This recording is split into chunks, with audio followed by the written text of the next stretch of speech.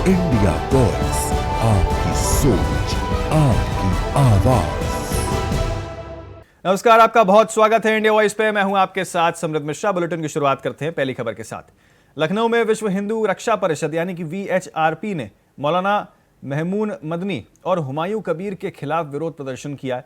विरोध प्रदर्शन के मुख्य कारण रहे हैं, आपको बता दें कि मौलाना महमूद मदनी ने बयान दिया जिसमें जमीयत उलेमा ए हिंद के अध्यक्ष मौलाना महमूद मदनी ने कथित तौर पर जिहाद के अर्थ का विवादित टिप्पणी की है, जिसमें उन्होंने कहा था कि इस्लाम के दुश्मनों ने जिहाद शब्द को हिंसा का पर्याय बना दिया और ये एक पवित्र कर्तव्य है। उन्होंने अदालतों पर भी सरकार के दबाव में काम करने का आरोप लगाया है। हुमायूं कबीर की टिप्पणी थी कि पश्चिम बंगाल के TMC विधायक यहाँ पर जो हैं वो हैं, उन्होंने कथित तौर पर कहा है कि बाबरी मस्जिद के निर्माण को लेकर भड़काऊ बयान दे डाला है। इस बयानों को आपत्तिजनक और भड़काऊ बताते हुए विश्व हिंदू रक्षा परिषद ने लखनऊ में विरोध प्रदर्शन किया है और उनके खिलाफ कड़ी कानूनी कार्रवाई की भी मांग की है। आपको बता दें कि हुमायूं कबीर ने ऐलान किया है कि 6 दिसंबर को मुर्शिदाबाद में बाबरी मस्जिद बनेगा, जिसके बाद राजनीतिक हलचल भी देखने को मिल रही है। लेकिन इसी बीच आपको बता दें कि इसके कारणों से बंगाल की CM ममता बनर्जी ने भी उन्हें पार्टी से निष्कासित कर दिया है।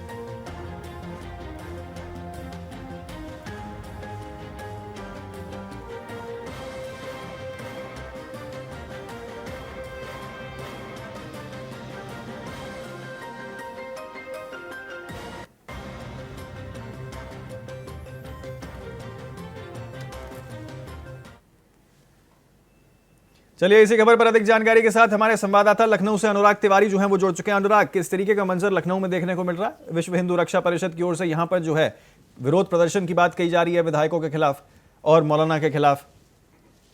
जी देखिए, TMC नेता हुमायूं ने जो बयान दिया और महमूद मदनी ने जो बयान दिया, उसके बाद से लेकर के सियासत गर्म है और अब विश्व हिंदू रक्षा परिषद ने जो है वो इसका रिटेलिएशन किया है। एक प्रकार से अगर आप देखें तो अब यहाँ लखनऊ में प्रोटेस्ट हुआ, लखनऊ में पुतला भी फूंका गया और इसी के साथ में देखिए, इसके साथ में बैती और कुल्हाड़ी भी लेकर के जो कार्यकर्ता है फावड़ा लेकर के पहुंचे और वो मथुरा में भी कार्य सेवा की बात करते नजर आए। तो पहले तो उन्होंने विरोध दर्ज कराया, जो भी बयानबाजी हुई, जो भी रेडिकल बयान दिए गए इस बीच, उसको लेकर के जो प्रोटेस्ट करते हुए उन्होंने पुतला भी फूंका। लेकिन इसी के बाद में मथुरा चलने की भी बात कही और कल यानी 5 तारीख को मथुरा की तरफ कूच की बात जो है वो विश्व हिंदू रक्षा परिषद की तरफ से की जा रही है कि लखनऊ से मथुरा तक की एक यात्रा करेंगे और कार्य सेवा जैसी। देखिए, 6 दिसंबर सन 1992 में अयोध्या में बाबरी मस्जिद विध्वंस की गई, वहाँ कार्य सेवा की गई, उसी तरीके की तर्ज पर मथुरा में भी कार्य सेवा करने की बात जो है तो गोपाल राय के नेतृत्व वाली विश्व हिंदू रक्षा परिषद के कार्यकर्ता करते आ रहे हैं। समृद्ध। अच्छा, देखिए इसमें क्योंकि सुरक्षा के कड़े इंतजामात की भी बात की जा रही है और क्योंकि देखिए अब ये पूरा मामला जिहाद पे कहीं ना कहीं अब पलटते हुए नजर आ रहा है और बीजेपी के ऊपर लगातार इल्जाम ये लगता है कि देखिए जिहाद शब्द का आप जो है इस्तेमाल करते हैं, कभी थूक जिहाद, कभी लैंड जिहाद। ऐसे में जिहाद शब्द को पर्याय बताने की बात यहाँ मौलाना की ओर से की गई है, तो उसको लेकर किस तरीके के खास इंतजाम यहाँ पर किए गए इस रैली के लिए, सुरक्षा की अगर बात की जाए? जी देखिए, सुरक्षा के इंतजाम पुख्ता है और 6 दिसंबर की तारीख जो है वो पास में है। उसको लेकर के पहले से ही एजेंसीज और पुलिस फोर्सेस अलर्ट थी, क्योंकि एक दिन ऐसा रहता है जिस दिन विश्व हिंदू परिषद के लोग इसको शौर्य दिवस के रूप में मनाते हैं, तो कहीं दूसरी ओर जो मुस्लिम वर्ग है वो ब्लैक डे के तौर पर मनाता है। कम्युनल हार्मनी ना बिगड़े, समृद्ध, इसको लेकर के पुलिस ने पहले से ही इंतजाम किए थे। लेकिन 2 दिन पहले जब लखनऊ में प्रोटेस्ट हो जाता है तो ऐसे में अलर्टनेस और बढ़ा दी जाती है। अब गश्तों का दौर और बढ़ा दिया गया है और जो प्रोटेस्ट करने के बाद में जो संवेदनशील इलाके लखनऊ में पहले से रहे हैं तो उनमें भी जो फोर्स का डिप्लॉयमेंट है वो अधिक संख्या में रखा जाएगा। देखिए, लखनऊ में चौक का इलाका है, हुसैनगंज का इलाका है, जो पुराने लखनऊ का इलाका है जो हेरिटेज जोन में भी आता है, इमामबाड़े की तरफ का, वहां पर जो है हमेशा से कई दफे ऐसा देखा गया है कि कम्युनल हार्मनी बिगाड़ने का कई दफे वहां पर कोशिश करी गई। वहां पर फुट दंगों की भी खबरें वक्त बावक्त निकल कर आई है। 2019 में जब CNRC का प्रोटेस्ट हो रहा था संदेश, तो दिल्ली के शाहीन बाग जैसी ही स्थिति जो है वो लखनऊ के क्लॉक टावर की भी थी और ये क्लॉक टावर उसी इलाके में पड़ता है जिसकी मैं बात कर रहा हूँ, हुसैनगंज के इलाके में। तो वहां पर जो है वो पहले से ही पुख्ता व्यवस्था है सुरक्षा की, वो रखी जाती है। लेकिन जब ऐसे प्रोटेस्ट सामने देखने को मिलते हैं और खास तौर पे इतनी बड़ी तारीख के पास 6 दिसंबर की तारीख जब बाबरी मस्जिद का विध्वंस हुआ, और 1992 में एक ये बड़ी चीज हुई। उसके बाद से ही जब जब 6 दिसंबर आती है तो अलर्टनेस बढ़ जाती है, लेकिन 6 दिसंबर के 2 दिन पहले 4 दिसंबर को जब लखनऊ में विश्व हिंदू रक्षा परिषद प्रोटेस्ट करता है और उसके 2-4 दिन पहले मौलानाओं के बयान आते हैं, तो कहीं ना कहीं जो हार्मनी है उसके बिगड़ने की भी शंकाएं और बढ़ जाती हैं और राजनीति जो है वो इस बीच और चरम पे हो जाती है। अनुराग, देखिए मैं आपसे जानना चाहूंगा, क्योंकि आपने भी पुराने लखनऊ का जिक्र किया और सीए एनआरसी के दंगों का भी यहाँ पर आपने जिक्र किया, तो मैं जानना चाह रहा हूँ जो लखनऊ में पुराने लखनऊ के जो मौलाना हैं वो इस पूरे कार्यक्रम को किस तरीके से देख रहे हैं और खासतौर पे जिहाद के शब्द को लेकर अब जो विवाद छिड़ता हुआ नजर आ रहा है, उनकी क्या प्रतिक्रिया इस पूरे मामले पर है? देखिए लखनऊ में समृद्ध 2 बड़े मौलाना हैं। एक फारंगी नादी है जो कि सुन्नी समुदाय की नेतृत्व करते हैं और मौलाना कल्बे जवा जो कि शिया समुदाय का नेतृत्व करते हैं। समय समय पर यह देखा गया है जब भी इस तरह के तारीखें आती हैं या फिर कुछ ऐसा भी होता है जिससे कम्युनल हार्मनी बिगड़ने वाली होती है, तो ये मौलाना प्रमुखता रूप से सामने आते हैं और अपने अपने लोगों से ये अपील करते हैं कि देश का सौहार्द जो है वो बना रहे, एकता अखंडता बनी रहे और शांति व्यवस्था जो लखनऊ है वहां पर कायम रहे। अमूमन लखनऊ में देखिए गंगा जमुनी तहजीब का शहर है, सब प्रेम से ही रहते हैं, लेकिन कई दफे ऐसा होता है कि सोशल मीडिया के माध्यम से या फिर कुछ लोग ऐसे होते हैं जो कम्युनल माहौल करना चाहते हैं और इसको लेकर के मौलाना भी समय समय पर जो अपील है वो वीडियो जारी करके या फिर कोई संदेश जारी करके, एक प्रेस रिलीज जारी करके या आदेश जारी करके, तो तमाम तरीके हैं जिससे वो इस तरह से बयान जारी करते हैं और कम्युनल हार्मनी है वो बनी रहे, इससे लेकर के वो कहीं ना कहीं शासन प्रशासन की मदद करते भी नजर आते हैं। समझे अनुराग, देखिए क्योंकि टीएमसी का मुद्दा है, लगातार बीजेपी और टीएमसी के बीच में जो है अमूमन विवाद देखने को मिलता ही है, तो उत्तर प्रदेश के जो तमाम बड़े आला नेता हैं बीजेपी के, उनकी क्या प्रतिक्रिया सामने आ रही है इस मामले को लेकर? क्योंकि देखिए टीएमसी से सस्पेंड भी कर दिया गया उनको। जी, सस्पेंशन तो ममता बनर्जी ने कर दिया, लेकिन एक मुद्दा जो है वो गर्मा गया है और इसको लेकर के भारतीय जनता पार्टी में बयानबाजी का दौर भी शुरू हो गया है और शीर्ष नेतृत्व जो है वो पैनी नजर वैसे भी बंगाल में बनाए रहते हैं, लेकिन अब जब ये बयान आया है तो बयान के बाद में जो पैनी नजर है वो और बढ़ गई है और बयानबाजी भी बढ़ गई है। तो ऐसे में समृद्ध देखने को मिल सकता है कि राजनीतिक बयार जो है जो 1 साल बाद उत्तर प्रदेश में देखने को मिलती, क्योंकि यूपी में चुनाव है, लेकिन अब वो बयार की जो हवा है वो पश्चिम बंगाल से आते हुए नजर आ रही है। तब जब टीएमसी के नेता ने ये बयान दिए, बाबरी मस्जिद से जोड़ करके अपनी बातें कही और इसको लेके कहीं ना कहीं एक मौका दे दिया है भारतीय जनता पार्टी को कि वो अब इस पर बयानबाजी कर सके। और भारतीय जनता पार्टी की तरफ से बयान हाल फिलहाल में देखने को भी मिलेगा, क्योंकि लगातार जब देखिए टीएमसी और बीजेपी को लेकर के लगातार एक रेबलरी जो है वो देखने को मिली है। अगर मैं बंगाल की बात करूँ, बंगाल में भी समय समय पे टीएमसी ने जो बंगाल में बीजेपी के कार्यकर्ता हैं उनको निशाना बनाया है, उनके साथ मार पिटाई की है, हत्या तक की चीजें हुई हैं। ऐसे में बीजेपी हमेशा से इस चीज को रिटेलिएट करते आई है। अब जब बयानबाजी हुई है तो बयानबाजी का भी जो है मुद्दा से उगाएगा और इसके बाद भाजपा की तरफ से भी बयानबाजी का दौर शुरू होगा। थोड़े समय में ये भी हमें समृद्ध देखने को मिल सकता है। बहुत शुक्रिया अनुराग, आपका तमाम जानकारी हमारे साथ इस विषय पर साझा कर लेकिन नज़र जो है आप अपनी इस पूरी खबर पर बनाए रखें, तो किस तरीके से यहाँ पर विश्व हिंदू रक्षा परिषद का एक बड़ा आंदोलन या यूं कहें विरोध प्रदर्शन देखने को मिल सकता है। आगे बढ़ते हैं अगली खबर की ओर। रूस के राष्ट्रपति व्लादिमीर पुतिन आज शाम नई दिल्ली पहुंचेंगे। ये दौरा ऐसे समय को हो रहा है जब आपको बता दें भारत अमेरिका संबंध अमेरिकी टैरिफ के कारण खराब दौर में है। शिखर सम्मेलन से पहले दिल्ली में 5 स्तरीय सुरक्षा व्यवस्था भी लागू कर दी गई है। आपको बता दें कि व्यवस्था लागू की गई है जिसमें एनएसजी कमांडो की तैनाती की गई है और पुतिन के रूट पर स्नाइपर्स भी मौजूद किए गए। पूरी राजधानी में ड्रोन से निगरानी की जा रही है और अनधिकृत सिग्नल्स को रोकने के लिए यहां पर जैमर्स भी लगाए गए हैं। इसके अलावा आपको बता दें हर गतिविधि पर नजर रखने के लिए आधिकारिक मॉनिटरिंग सिस्टम का भी इस्तेमाल किया जा रहा है। इन सभी उपयोग के साथ ही दिल्ली में पुतिन के दौरान सुरक्षा पूरी तरीके से सतर्क और मजबूत दिखती हुई नजर आ रही है। उनके दौरे को लेकर क्या कुछ प्रतिक्रियाएं सामने आ रही हैं, आपको एक बार सुनाते हैं। इस मौसम का मजा लें, बाहर देखें ना क्या स्थिति बनी हुई है। जैसे मैडम ने कहा, सोनिया जी ने कहा, छोटे छोटे बच्चे सांस नहीं ले पा रहे हैं, बुजुर्ग लोग इनकी तरह इनको दमा है, सांस नहीं ले पा रहे हैं। रोज का, और ये हर साल ये स्थिति बिगड़ती जा रही है और हर साल सिर्फ बयानबाजी होती है, कोई ठोस एक्शन नहीं लिया जाता। ठोस एक्शन लेना है और हम सबने बोला है कि सरकार एक्शन ले, हम सब साथ खड़े हैं। ये कोई राजनीतिक मामला नहीं है कि हम उंगलियां उठाएं एक दूसरे पे। देखिए, हम जो हमारी फॉरेन पॉलिसी है, जो भी गवर्नमेंट ऑफ इंडिया डिसीजन लेती है, हम हमेशा उसका वेलकम करते हैं। तो कोई अलग जो है हमारी राय नहीं होती, कंट्री टू कंट्री होता है। जो हमारे फैसले ले रही है देश की सरकार, वो उनका हक है, उसको सभी लोग सपोर्ट करते हैं। मुझे लगता है कि माननीय पुतिन जी अपने इंडिया के दौरे पर आए, भारत के दौरे पर आए हैं और ये अनेक विषय पर मतलब चर्चा होगी। यहाँ भारत और रशिया में जो व्यापार है, व्यापार में बहुत बढ़ोतरी होगी और दोनों देशों को उसका फायदा होने वाला है। लेकिन जिस तरह राहुल गांधी जी, प्रियंका गांधी जी आरोप लगा रहे हैं कि नरेंद्र मोदी इनसिक्योर है, तो मुझे लगता है कि नरेंद्र मोदी जी जितनी सिक्योर है उतने कोई भी नहीं है और अपोजिशन लोग, कांग्रेस पार्टी सिक्योर है। मुझे लगता है कि अगर माननीय पुतिन जी अपोजिशन लीडर को भी मिलना चाहते हैं तो अपॉइंटमेंट ले सकते हैं, उनको भी मिल सकते हैं। इसमें भारत सरकार की मतलब उसमें कोई भूमिका बिल्कुल नहीं है।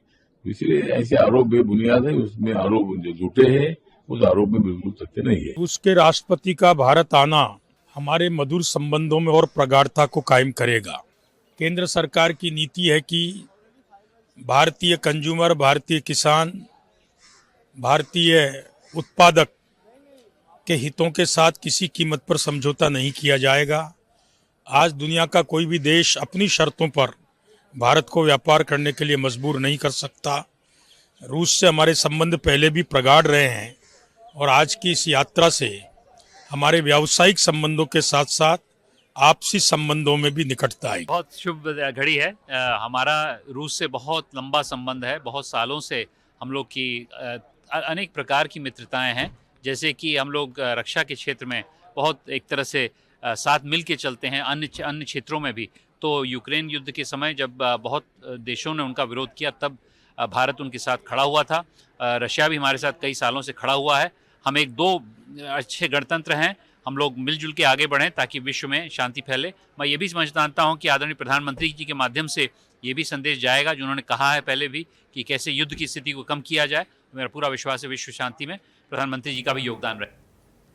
तो रूस के प्रेसिडेंट व्लादिमीर पुतिन के भारत दौरे पर लोकसभा में विपक्ष के नेता राहुल गांधी का भी बयान सामने आया। आमतौर पर परंपरा के मुताबिक जो लोग विदेश से आते हैं, नेता प्रतिपक्ष के साथ उनकी मीटिंग होती है, ये बात उन्होंने कही है। आजकल जब विदेशी बड़े लोग कोई भी भारत में आता है, जब मैं विदेश जाता था तो सरकार उन्हें सलाह लेता था, लेकिन अब एलओपी से कोई ना मिलना चाहता है ना कुछ करना चाहता है। ये उनकी पॉलिसी है, वे हर बार ऐसा ही करते हैं। ये बयान जो है यहाँ पर राहुल गांधी का सामने आया, आपको सुनाते हैं।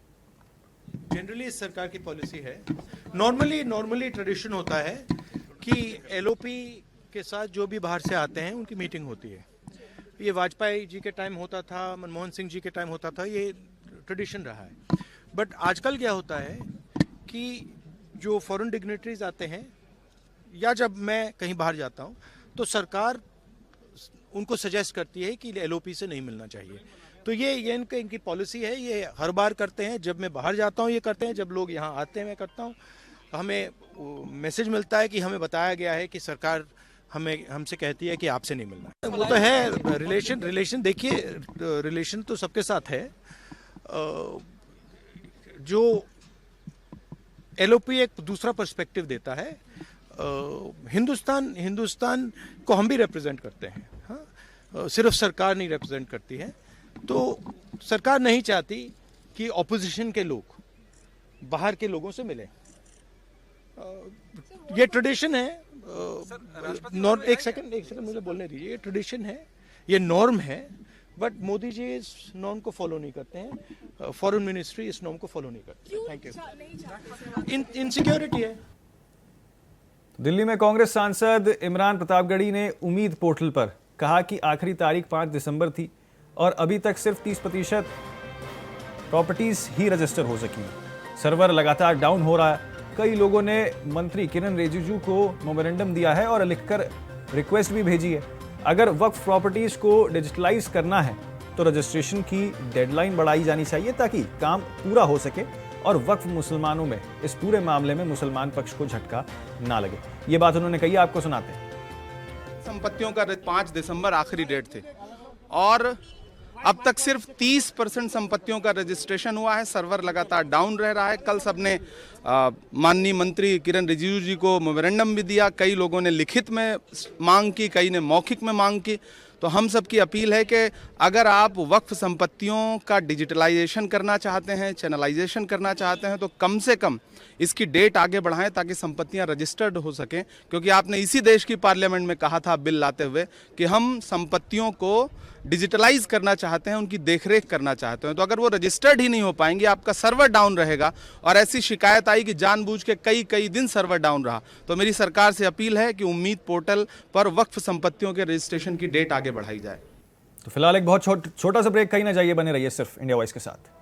ब्रेक के बाद जो है फिर एक बार आपका स्वागत है। आगे बढ़ते हैं बाकी खबरों की ओर। मध्य प्रदेश के मुख्यमंत्री डॉक्टर मोहन यादव ने नई दिल्ली में केंद्रीय स्वास्थ्य एवं परिवार कल्याण मंत्री जेपी नड्डा से मुलाकात की है। उन्होंने पीपीपी मॉडल पर बनने वाले बैतूल, धार, कटनी और पन्ना के नए मेडिकल कॉलेज में प्रस्तावित भूमि पूजन कार्यक्रम जो दिसंबर के अंतिम सप्ताह में होना है, उसके लिए केंद्र मंत्री को आमंत्रित किया है।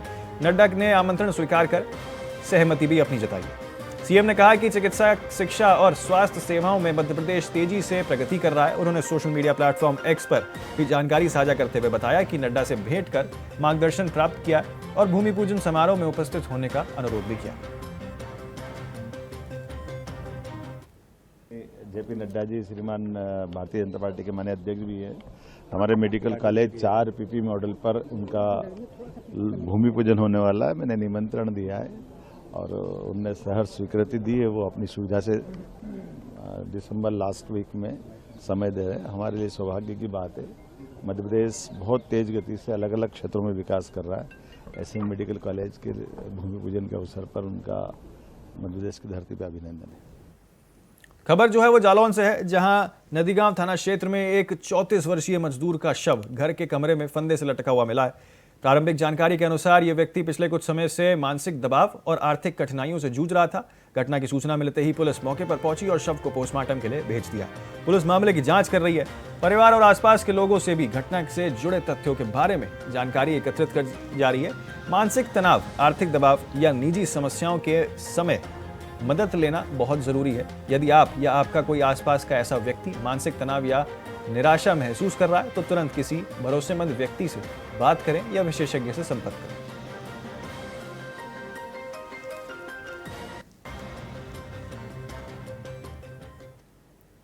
तो उत्तर प्रदेश सरकार में डिप्टी सीएम ब्रजेश पाठक बुधवार को अपने 1 दिवसीय दौरे पर मथुरा आए। डिप्टी सीएम सर्वप्रथम वृंदावन स्थित कैलाश नगर के बूथ संख्या 64 शक्ति केंद्र पहुंचे, जहां उन्होंने एसआईआर से संबंधित बीएलओ से जानकारी प्राप्त की है।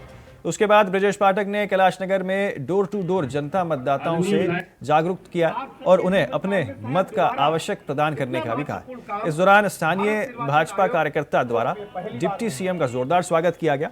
वहां से वे बांके बिहारी मंदिर दर्शन के लिए पहुंचे। उप मुख्यमंत्री ब्रजेश पाठक ने नगर के सुप्रसिद्ध ठाकुर बांके बिहारी लाल मंदिर पहुंचकर वहां दर्शन किए, जहां पर उन्होंने ठाकुर बांके बिहारी जी के दर्शन कर सुख समृद्धि की कामना की। मंदिर सेवाओं के द्वारा उप मुख्यमंत्री ब्रजेश पाठक का प्रसादी पटका और माला भेंट कर स्वागत किया गया। एसआईआर को लेकर के मतदाता जागरूकता अभियान के अंतर्गत हम आज मथुरा वृंदावन के अपने बूथ पर आकर के अपने सभी बूथ अध्यक्षों के साथ में हमारे क्षेत्रीय अध्यक्ष आदरणीय दुर्विजय जी, हमारे महानगर के अध्यक्ष आदरणीय राजू यादव जी, हमारे माननीय विधायक जी और सभी हमारी जनप्रतिनिधि यहाँ के मंडल अध्यक्ष, जिला पंचायत अध्यक्ष, सबके साथ में हमने अपने पार्टी के जो बूथ के कार्यकर्ता हैं उनसे विचार विमर्श किया है कि गणना प्रपत्र फार्म तत्काल भर करके जमा कराएं और कोई इसमें कोताही न की जाए। बहुत ही गंभीरता के साथ इस कार्यक्रम को संपन्न किया। देखिए, जो भी व्यक्ति अनधिकृत पाया जाएगा उसको हम लोग अलग करेंगे और उनके घर वापस करेंगे और कानून के तहत कड़ी कार्रवाई होगी। देखिए, भारत निर्वाचन आयोग इस मामले में गंभीरता के साथ काम कर रहा है और हमारी सरकार सबके साथ खड़ी है।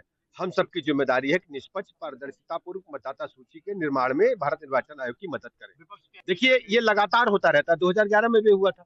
तो समय समय पर भारत निर्वाचन आयोग करता रहता है। विपक्ष अपनी संभावित हार देख रहा है। बिहार में SIR हुआ और एक भी कंप्लेंट आप लोगों को नहीं मिली, ना भारत निर्वाचन आयोग को मिली। निष्पक्ष मतदान संपन्न हुआ और वहां NDA गठबंधन की प्रचंड बहुमत की सरकार बनी। उत्तर प्रदेश में विपक्ष समाजवादी पार्टी खासकर अपनी संभावित हार को देख करके तरह तरह की बयानबाजी करके बहानेबाजी का एक रास्ता ढूंढ रहे हैं। अखिलेश यादव जी से पूछिएगा कि उनकी रिजिम में कौन सी गुनाजवाइन होती थी जब गुंडे, बदमाश, माफिया, लुच्चे, लफंगे हत्या, लूट, डकैती, बलात्कार करते थे, प्लाट, मकान, दुकान कब्जा करते थे। भारतीय जनता पार्टी के साथ निष्पक्ष पारदर्शिता के साथ काम कर रही है। गुंडे, माफिया जेल में है, इस मामले में भी कोई दोषी बचेगा नहीं। तो फिलहाल के लिए इस बुलेटिन में मेरे साथ इतना ही। बाकी तमाम खबरों और अपडेट्स के लिए आप बने रहें और देखते रहें सिर्फ इंडिया वॉइस।